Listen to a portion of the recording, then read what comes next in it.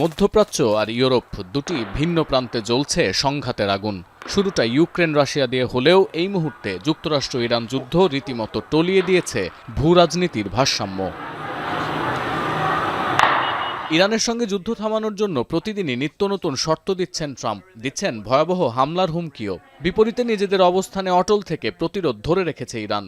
এবার ট্রাম্পকে দুই দিক থেকে কাবু করতে মধ্যপ্রাচ্যের পর ইউরোপের মার্কিন ঘাঁটিতে হামলার পরিকল্পনা করছে ইরানের বিপ্লবী গার্ড কর্পস। আন্তর্জাতিক বেশ কয়েকটি গণমাধ্যমে উঠে এসেছে এই তথ্য। তুরস্কের বার্তা সংস্থা আনাদোলু জানিয়েছে, মার্কিন প্রেসিডেন্ট আবারও হামলার সিদ্ধান্ত নিলে ইউরোপে থাকা মার্কিন স্থাপনায় হামলা চালানোর বিষয়টি বিবেচনা করছে তেহরান।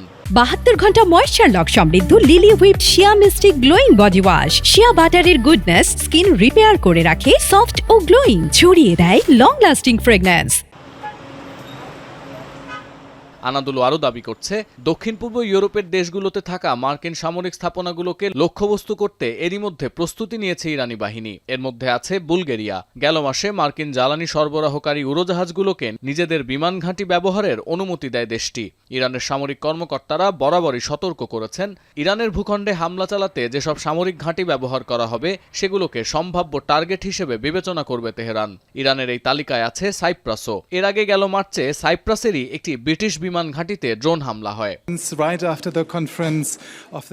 এমন প্রেক্ষাপটে নেটোর এক কর্মকর্তা লিখিত প্রতিক্রিয়ায় আনাদোলুকে জানান, নেটো যে কোনো হুমকি মোকাবিলায় প্রস্তুত এবং জোটের মিত্রদের রক্ষায় যা প্রয়োজন নেটো সবসময় তা করবে। চলতি বছরের শুরুর দিকে ইরান থেকে তুরস্কের দিকে ছোড়া ব্যালিস্টিক ক্ষেপণাস্ত্র নেটোই প্রতিহত করেছে বলে মনে করিয়ে দেন এই কর্মকর্তা।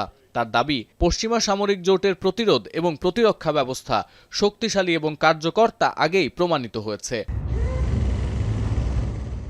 বিশ্লেষকরা বলছেন, ইউরোপের মার্কিন ঘাঁটিতে হামলা হলে দুই দিক থেকেই চাপে পড়বেন ট্রাম্প। নিরাপত্তা ঝুঁকি তৈরি হলে যুক্তরাষ্ট্রকে ছেড়ে কথা বলবেন না ইউরোপের নেতারা, এবং তখন যুদ্ধ বন্ধ করতে ট্রাম্পের ওপর চাপ আরও বাড়বে। আর এমনটা হলে সমঝোতার ক্ষেত্রে আরও বেশি সুবিধা পাবে তেহরান। তবে ইউরোপের নেতারা যদি ইরানকে সবকিছুর জন্য দায়ী করে যুক্তরাষ্ট্রের সঙ্গে মিলে যায়, তাহলে আবার হিতে বিপরীত এক পরিস্থিতিতে পড়তে পারে ইসলামী প্রজাতন্ত্রটি।